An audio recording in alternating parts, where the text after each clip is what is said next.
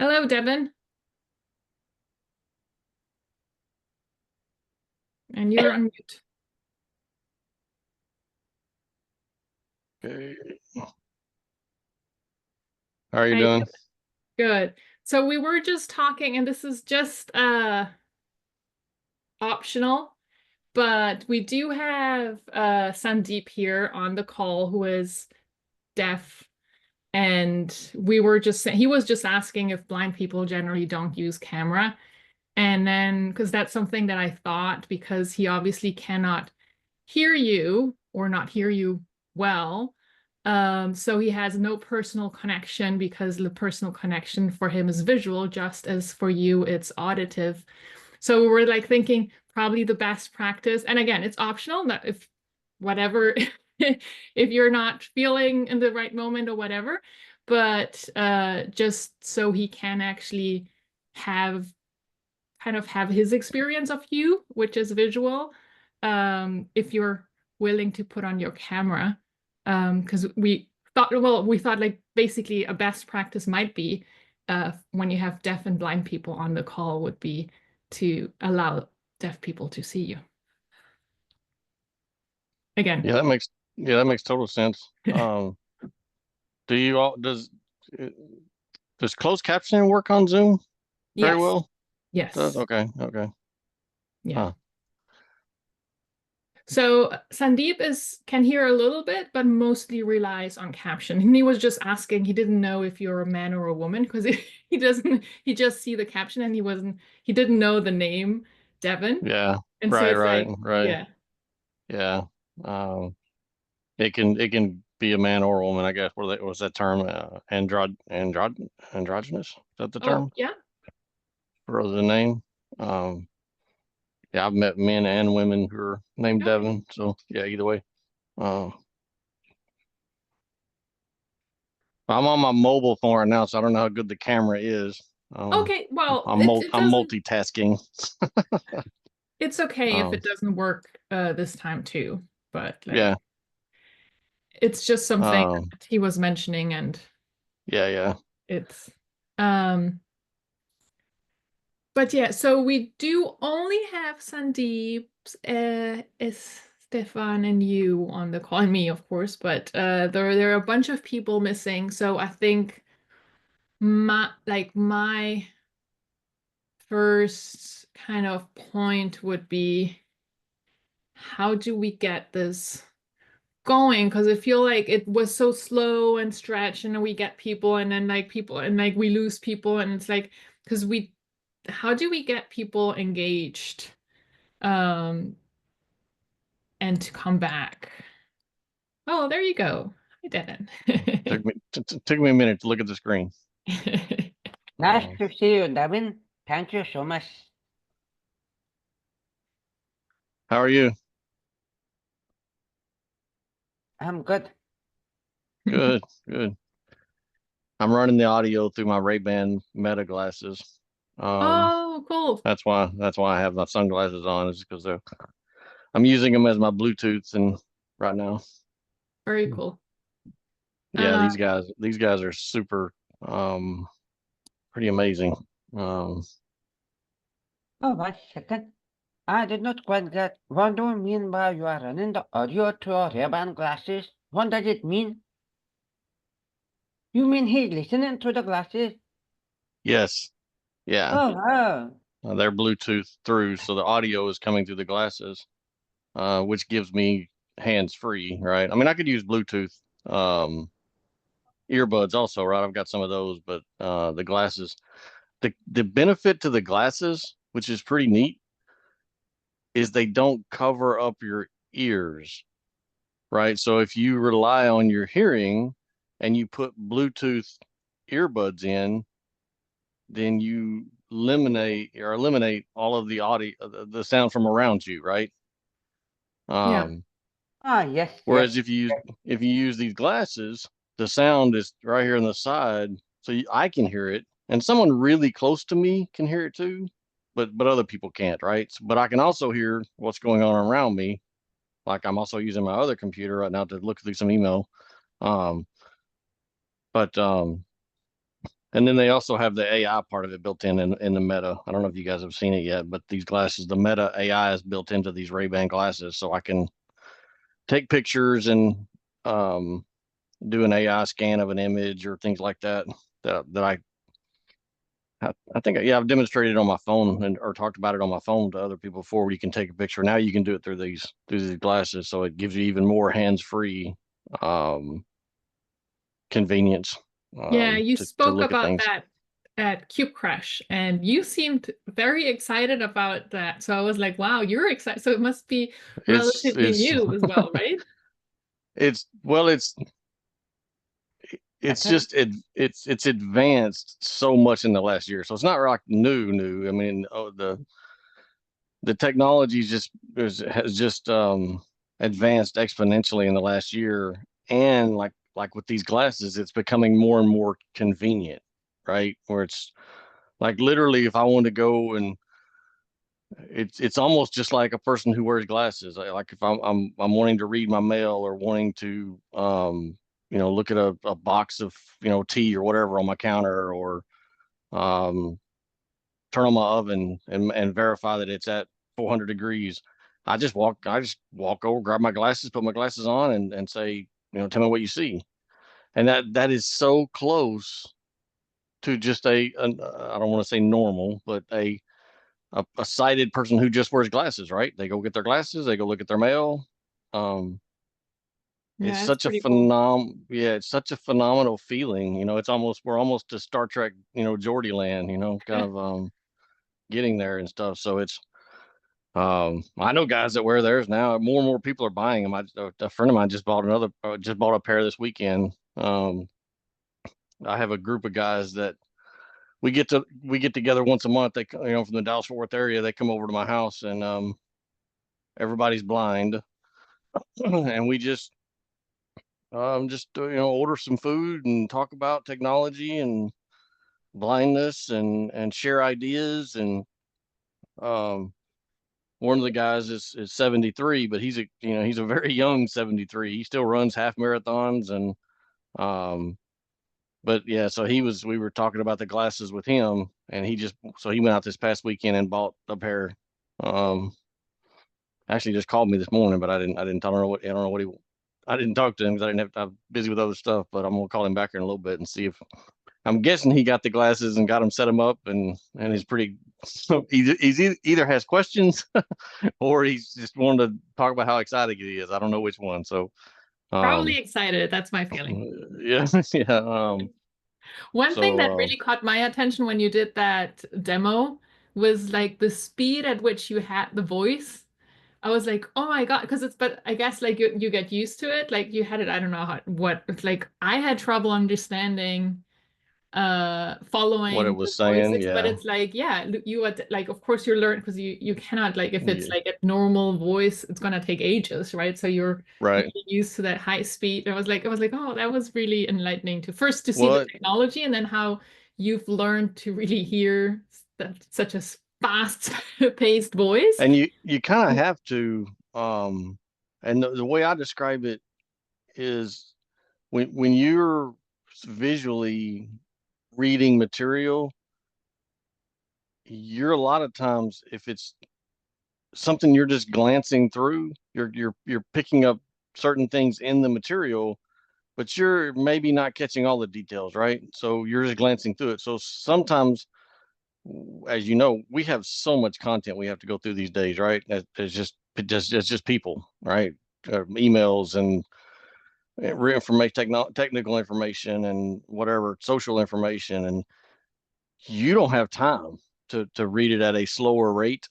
You have to increase the rate, and if you hear something that you want to go back and reread and catch the details of, then you go back and either Mm. slow it down or just reread it. So I kind of liken it to a sighted person glancing over something Yeah, sometimes, you're right. because I even speed it up even higher sometimes. It's just because I may have to get through so much content. And then, so that's kind of the way I describe it to make it make sense, because I'm not always catching everything either, right?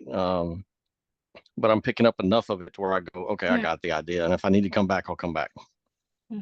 Makes total sense. But I think like Yeah, for me, it's like so fascinating, and I love because definitely with a deaf and hard of hearing, I learned so much things that you just don't think about, when you're not yeah, deaf or you don't have any immediate family member. And now it's kind of cool to see with yeah, blind and visually impaired people. It's the same, of course. Like it's just like so fascinating, and I think it's yeah. very enlightening Well, to learn. Yeah. I So don't know. I got to tell everybody I'm just getting up every day trying to get something done. well, I as don't we want all to are, just right? right, and we all should be, right? There's no Yeah. reason just to sit around and not do anything. How well does the closed captioning work? Is it pretty quick, pretty instantaneous? Yeah, it's wonderfully working. I'm able to follow every single word you are saying. Okay. Well, that's cool. Okay. Yeah, But I think- you said something, Sandeep, since we're talking, we're a little bit off topic, but that's fine. Because you were saying the captions the first time you had, was it like 2018 that were really like 60% accurate? And it was like, it was still, you were still excited because you knew what they were talking. Can you maybe yeah. share that with Devin? He might be interested in that. You mean to say the app?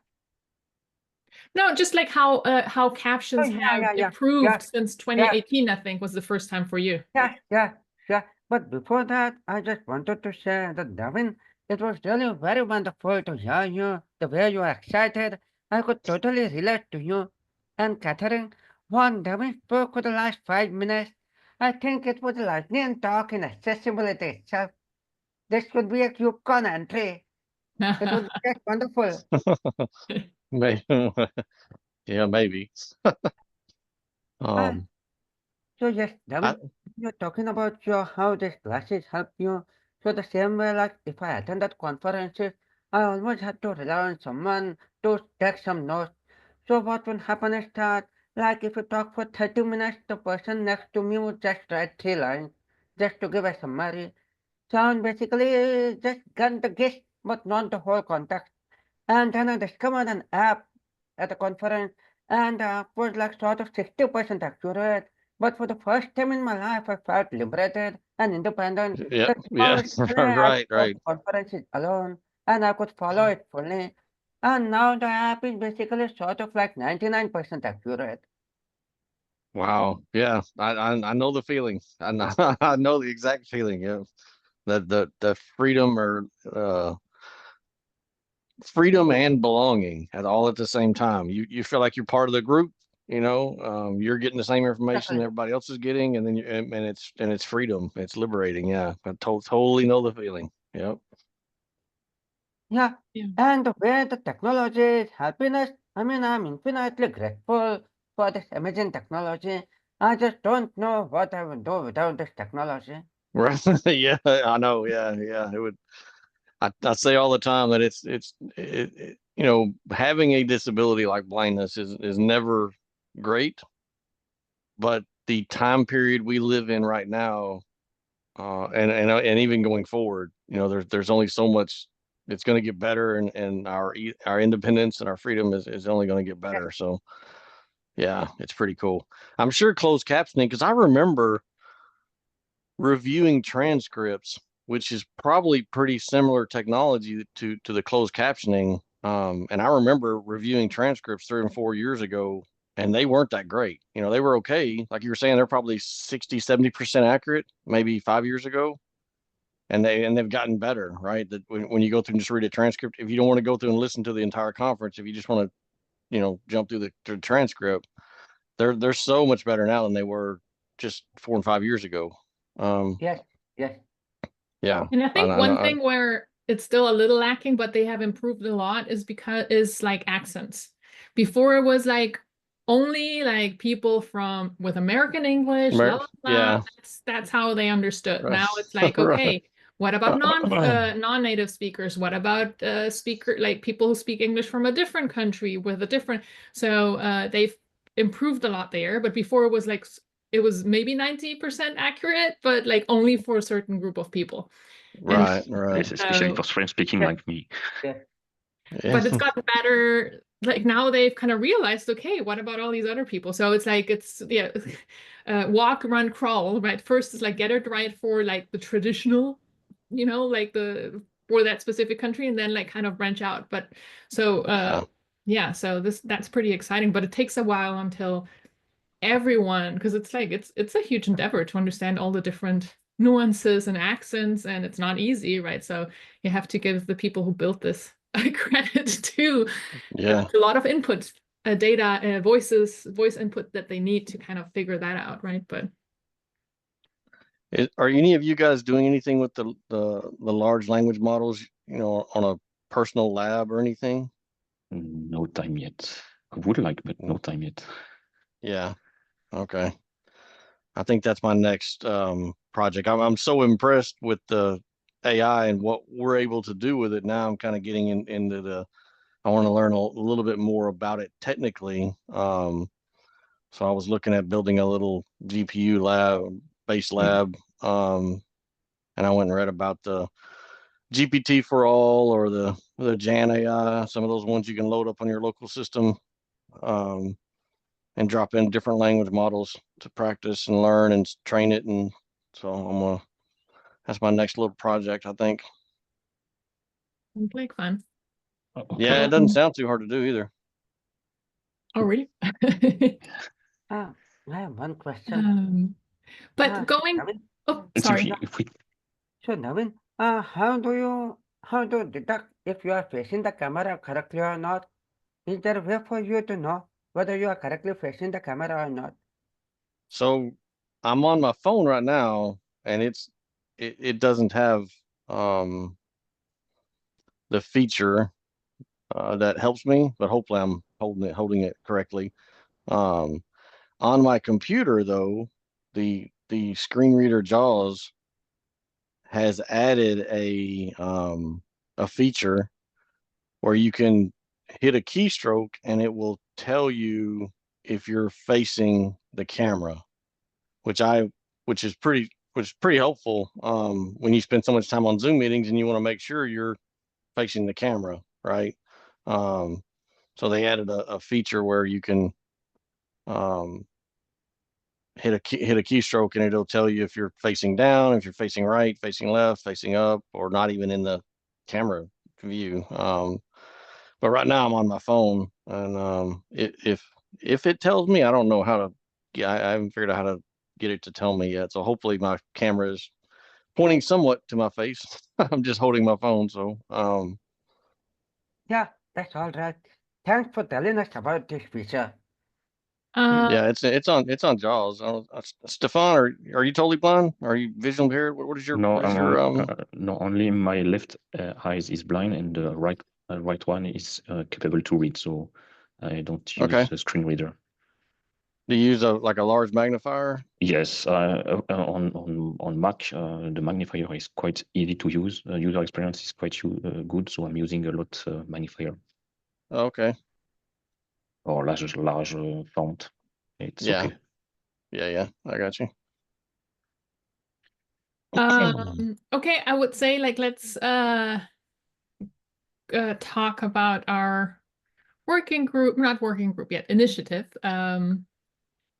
Yes, and So I some think idea to kickstart the initiative because there is a short-term goal I have to manage. I will be on the panel discussion at KubeCon Europe yes. with Sandeep as well. Yeah. And I need to get some insight for information from other blind or impaired people to get more information to share to the community, to get some solution to grow the contribution on the project, etc. So I suggest to get discussion one-on-one with everyone that can meet me during the coming weeks, and then gather many information and try to write some documents somewhere, and then use this document for the panel discussion to share with the community, and then use this document to try to do the same as this and art people in the website to complete for blind and visually impaired people there. I don't know if everyone knows that there are some already in the contributor strategy CNCF webpage, accessibility zone, and then we can create a new paragraph there to write down the things I will collect during the coming weeks, and then grow from this start. That's Like awesome. that. Yeah. And it's like that. The most difficult in the initiative is to start. And as soon Yeah. as see something, they can say I can help on this subject, so I know, etc. Without nothing to see, to watch, or to read, it's difficult to people to project in the initiative. Yeah. Devin, so for context, this initiative is part of the tag contributor strategy. Tags, are you familiar with tags? Probably not, right? No, I don't know. Well, no, probably Yeah, not in this context. yeah, they're called technical advisory groups. And Okay. basically they're different. Most of them are more focused on technologies. They're like security tag and observability tag. And then there's a tag contributor strategy, which helps maintainers grow their maintainer base and make it healthy. And yeah, just project health, all these things. And Okay. somehow kind of like I'm the co-chair, and somehow like the diversity kind of initiatives started, and for the moment they're part of the tag contributor strategy. We're building a bigger diversity focused initiative that is Linux foundation wide, where they're all going Okay. to move in. But right now we're part of the tag contributor strategy because accessibility is also important for projects to attract and kind of maintain contributors from all different backgrounds. And so every tag has the opportunity to submit a talk, just like projects, CNCF projects. So these are not necessarily the talks that people like individuals submit. So we, as a tag, submitted a panel discussion Okay. where we're going to have one representative from the blind and visually impaired group, which is going to be Stefan, because he's going to be in London. Then from the deaf and hard of hearing group, which is going to be Sandeep. Then we're going to have, there is a women in cloud native. We're going to have Nancy there. And then we're going to have a BIPOC member as well. So Black, Indigenous, and people of color. For some people who don't know what BIPOC means. It was new to me Okay. as well. And so basically the panel will be about diversity, inclusion, and how important that is for projects and contributors and so on. And Okay. so I think that's why Stefan, because he will be representing our initiative and he has one Right. perspective, but of course you guys have challenges that he doesn't have, so he would like to be learn more about that so he can also represent maybe your perspective and talk to that as well as a group. Right. Okay. Yeah, I'd love to chat about it. We can just put Okay. some time on the calendar the next, when is it? When's the Okay, talk? When's the panel? I will DM you to arrange a meeting together. Okay. Yeah, that's fine. Yeah. KubeCon is in first week of April. Okay. Yeah. This is KubeCon Europe. Yes. Okay. Okay. And so Yeah, I'm hoping that when our team and our group is a little bit more mature and we have people and we've engaged a little bit, my goal would be that we could do something similar as a deaf and hard of hearing people, our group is doing, because we have a kiosk where people can come and chat with deaf people and kind of learn about challenges and how to make their, I don't know, their technology more accessible. And some people really want to learn, which is great. We could share that with the blind and visually impaired initiative. We're doing, there is a new DEI community hub. So last time there was a sign language crash course, which had 92 people show up, which was amazing, an open discussion. People are very, very open to learn about accessibility and how to help. And it's just so amazing. And like people were so touched and so like, I don't know, thoughtful comments. And so it's really important, I think, to be there and have those conversations because a lot of people just don't have the opportunity to speak with someone who is blind or visually impaired, and right. or they may not think of the needs because they just never encountered someone, right? So we always say accessibility is just an abstract concept and a checkbox, right? But like once you Yeah. meet someone, Yeah. like having Yeah. these encounters is super important. So one of my goals would be that we have a little group that we can go to KubeCon, submit maybe some talks, participate. Like that's the visibility part, right? So Yeah. our goals are advocacy, visibility, and building a supportive network. And the visibility Right. part is there's a lot we can do at KubeCon, and the Linux Foundation is very supportive. But we need Yeah. to No, get people like, I think the kiosk idea is a great idea. mm. And I know, are you talking about doing that for the Europe one in addition to the panel that No, Stefan's I going to think be on? this is too Too short early? Too notice. early? Yeah. Yeah, yeah, yeah. Okay. But Okay. in Maybe if like Jessica can join. in North America we could do it, which would be Yeah. November. Yeah. If we find a little momentum, like we need to get people engaged and show up, and it's Yeah. like I feel most people don't even check Slack. So that makes it difficult if they're like, "Oh yeah, I'm interested," and then they never check Slack, and then so they don't know Yeah. what's going on. It's I So know a that. current challenge.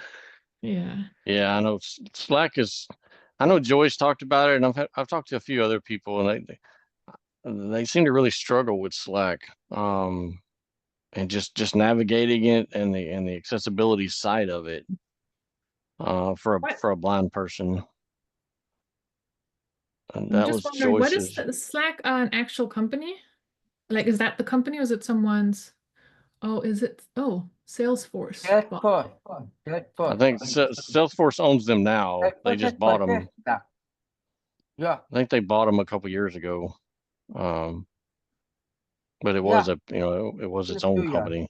Um, Yeah, I'm just so I wondering. know Joy. I Mhm. know that there's some work being done with Slack to make it more accessible with JAWS. Um, I use it mostly on my phone, and it's fairly accessible. I thought Becky would get involved. She seemed to think she didn't have any problem with Slack, she said, but I don't know if she's just been busy. I haven't talked to her other than just, hey, happy Merry Christmas kind of a comment. Yeah. So I reached back out to her. I've got a lot of, I've talked to some, you know, blind and visually impaired folks, but a lot of them are not developers. They're not into cloud native. They're not that technical. They're a little less, I guess, less technical, I guess would be the right word. They use technology like all of us, but they're not in technology. So they don't even know what cloud native computing is. Mhm. Um, So I don't so think they that's need to be in cloud native. I think technology would be good. Just saying because like that's like what I think I was mentioning before you joined. So most of the people in the deaf and hard of hearing working group are not in cloud native. They're really new, and we're like, sure, okay. we're just excited that there is something for deaf and hard of hearing and technology and joined. Okay. Ultimately, especially for the advocacy part, it's gonna be hard to submit a KubeCon talk for technology, right? If you're not cloud native, right? But Yeah. like for accessibility talks, to be at the kiosk, to talk about like it doesn't really matter. Like accessibility and is important no matter in which industry, right? And so and Right. bring and kind of having these encounters and meeting the community and sensibilizing the community for the needs that people with different abilities have. That is across the board. So I think, well, we're doing it in cloud native because it's, sorry, open source. We're not even focused in cloud native anymore because this is going to be a Linux Foundation wide initiative, which is Okay. any open source um, project basically that the Linux Foundation has, and they have AI and whatever, right? But the thing is, Right. what I'm hoping for is that we can create some momentum, and because we have the name Linux Foundation behind us, and that if we apply these best practices and kind of um, promote them, that other industries will also see and kind of say, oh, look what they're doing and learn from us.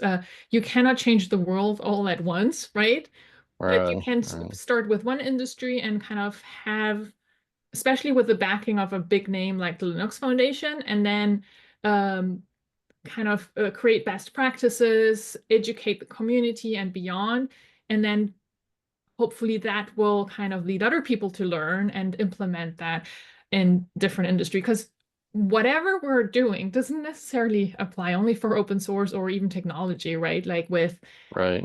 just thinking about events, accessibility to any event, HR events, or like marketing events, they also need to be accessible. They're like deaf or blind people in those spaces too, right? So it's really much broader. It's just happened, we just happened to start in this industry because we are in this space, or at least the people who started this are in this space, and the Linux Yeah. Foundation is supporting us. Okay. I think that's very true in that if I approach some of these guys and I say Linux Foundation, they're like, oh yeah, I know Linux. But when I've talked to some of these some folks and talked about Kubernetes or cloud native, they're like, I don't know anything about that. You know what I'm saying? But they do know Linux and they do know open source, but they don't know. So I think that that might be a better way to approach Well, we'll definitely be some folks. Linux because we are like it's again we're building the paper, we're working on the paperwork. We're still in cloud native, but we're gonna be Yeah. foundation wide. Okay. Okay. Sandeep, Interesting. you Okay. raised your hand. Go ahead, Sandeep. Yes, I actually have a question for both Stefan and Devin. So, like, let's say if you are speaking something and then I want to react, like I want to just raise my thumb and say yes. So, I mean, can you see if I raise my thumb or if I send a reaction or I have to speak yes, yes? How would you like it?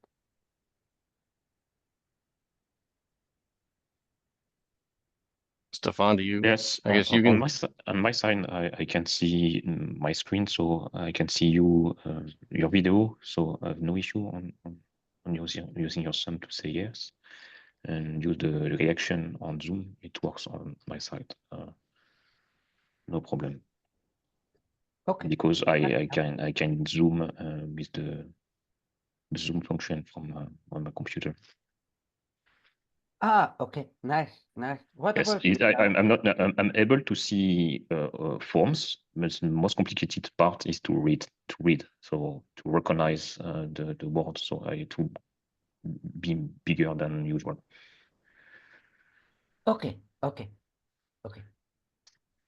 So the raise hand feature I don't see. The Zoom raise hand part. What I'll be curious to see how this works. In Zoom in your chat window, put in a chat message. Just say hello or testing or whatever. And let me see what it does on my phone here. Are you doing it, Sandeep, or should I? Oh, there. Oh, there you go. I already Yeah. did. Okay. Yeah. Okay. So it read it. Yeah. So it does. So that's how on my computer when we're in a meeting and someone's doing, or someone wants to talk or we're doing side conversations, that works fine through the chat on the computer. And I haven't actually tested it on my phone until just now. So it did read it to And the I chat just window as well. put a thumbs up. Did you get any notification for that? It's not that. No, it didn't. Yeah. It didn't Okay. give me anything on that one. So But that's if I good. That's do, interesting. yeah, so that's just like but if I put like a actual message as thumbs up like now, that you would see, right? Yeah. Yeah. That did. Yep. Yeah. That worked. Mhm. It read that to me, but it didn't read the emoticon. But that does work in like texting, like just your, SMS texting. If I'm texting with someone and they, put a thumbs up or a symbol or whatever, it does read it on the iPhone. So I'll have to look into why Zoom's not reading someone's. Actually, maybe if I go to it, try to So, Catherine, if you Stefan. get reactions that I'm sending, Devin cannot follow the reactions, correct? Correct. Correct. Yeah. Yeah. Okay, sure. Yeah. And I suppose, Devin, if I raise my hand like my thumb like that, you cannot see me, no? Yeah. Right. Yeah. No, I don't see you at all. Yeah, you actually have to say the word yes, or like you have to, yeah, be. Okay, I turned them Okay, in. so what it does do, that's pretty cool. Okay. Okay, So I it turned them didn't in. automatically notify me that you had made a reaction, Catherine. Mhm. But when I go and review the chat, when like swiping over it with my finger and it says, the hello test, and then it says one user did react to this. Okay. So it does read it. Um, that, if I'm what I call Ah, yes. manually or prompt it to tell Mhm. me. Well, I imagine it could be very distracting too if you're having several people and then people Correct. put something in and then someone is like a lot of people give thumbs up and then you're hearing all these thumbs up while other Yes, Yeah, you're so absolutely. it's a little much, right? So it's yeah. like just You're, keep yeah, it, yeah, yeah. you're totally right. But when I'm in these huge meetings and like a town hall meeting at work, and we've got a chat going on the side, and the speaker's talking, and you've got 50 people's talking on the in the chat window, yeah, it gets very just it's almost like disorienting, for a sighted person. Probably it's like sensory overload. You have to mute the channel sometimes because it's like, guys, be quieter. But I understand, like visually, it's probably not a problem, right? The people are Yeah, because chatting you and don't you're also look. listening. Yeah. Um, but yeah, audio, you're absolutely, you picked up on that. Absolutely. Yeah. It's it's very, a little bit sensory overload. But it's better than not knowing. So I just deal with it, work my way through it.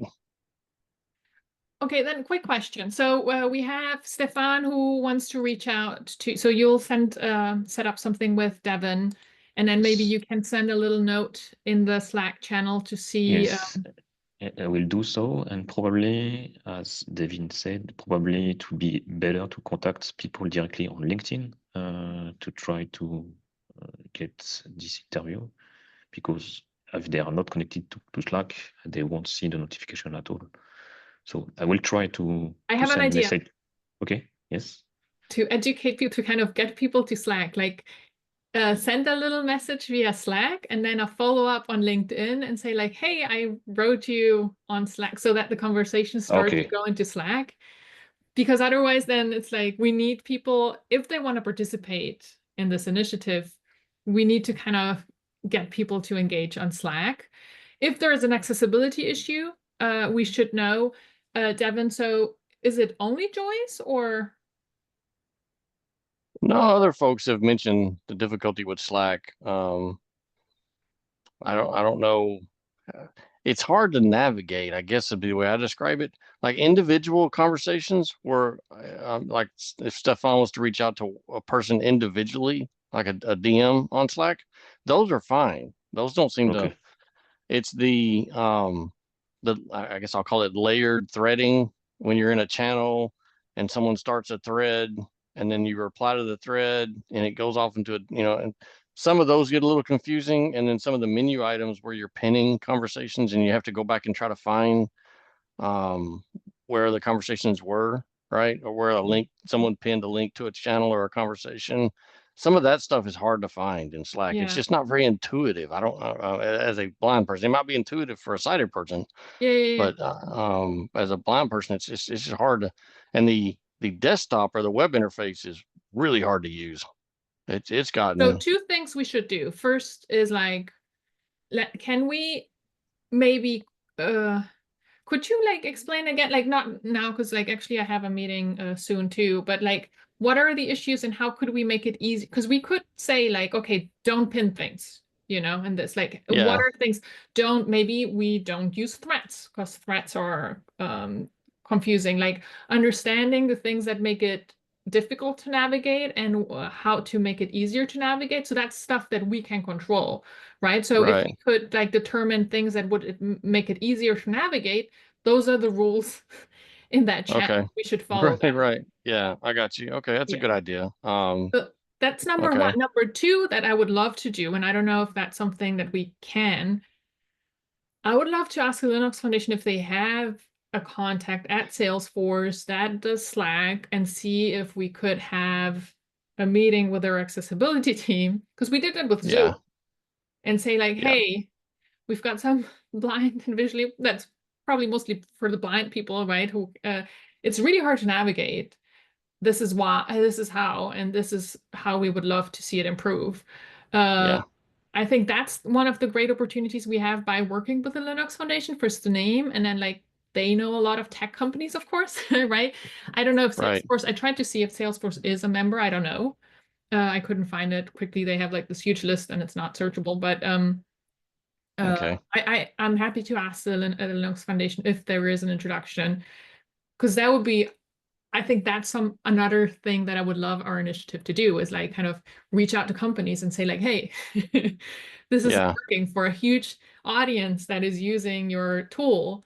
And Right. also we're here, if you ever need a user group to test a new feature, we're happy. Yeah, exactly. Yes, that right there, that's key to me. That is so key. Um, because a lot of times they don't have a blind person actually testing what changes they make. And so Mhm. they may think it works fine, but until you get an actual user from from that blind experience, you really don't know. I'll ask Joyce too who she was, because I know she was contacting or had a dialogue going with someone from Slack. I don't know if that's still there or if she's still doing it. I haven't talked to her in a while. I know she's got a lot going on. Um, but I'll ask her if she still has that contact or if that went away when Salesforce bought it, or if it's upgraded to a Salesforce contact, or I don't know. But I'll see what she's got going on as well and what kind of roadblocks and obstacles she was running into with Slack. Yeah. But yeah, so I think that's something we Okay. should try, whether they do it or not, or whether they want to listen or not, that's out of our control. Yeah. But Right. what is in Yeah. our control is we can set rule and best practices for our Slack channel. How to use Slack. Yeah. Yeah. Yeah. So I have an idea. I'm gonna create, because we do have a folder on the CNCF Google Drive. Right. So I'm gonna create a Google Doc, like an empty one, and maybe if you Okay. can start just like capturing best practices. And again, that's stuff that we can publish, on the Right. accessibility side and say like, hey, are you working? Do you have blind and visually impaired people in your company? Do you use Slack? Your best practices, like so, Yeah. because yeah, we shouldn't keep that information outside. And that's something that's maybe someone who is blind and visual or visually impaired can go and have and take that and suggest their companies like, hey, I'm really struggling. Look what the Linux Foundation published, right? Again, it just Uh-huh. sounds a lot more credible if it comes from a trusted source like the Linux Foundation as like than one individual saying I'm struggling, because it basically Right. validates this is the best practice that we should use. So Yeah. Yep. Okay. Sounds good. okay, so we have done 2 action items, and the third action item is like, how do we get people to join? So I think Devin, you knew a few people, and it's like, I don't know, the people that, I mean, Becky, I, but like, yeah. let's try to get them activated, and to maybe we need to reach out to them on different channels, like a week before our next meeting, because this is recurring now, right? This is the official. Yeah. Um, yeah, because I would love to. Get some more people involved. Yeah, I know. I've reached out to some. I don't know. It's just I haven't gotten much traction to get other people interested yet. So I've got some more people and some ideas, and I'll keep kind of asking Yeah. and seeing if Well, I think somebody if wants to join. I think Jessica probably just didn't see it, right? If Jessica joins, if Becky seemed interested, she might not have seen it. So if we have a few people already, like if we make sure that they know, Yeah. if we reach out to them on different channels a few days before, so it's on their radar, because Okay. I'm just assuming they're not checking Slack, so they're not Yeah. seeing it because they have no idea we're meeting right now. Right. Right.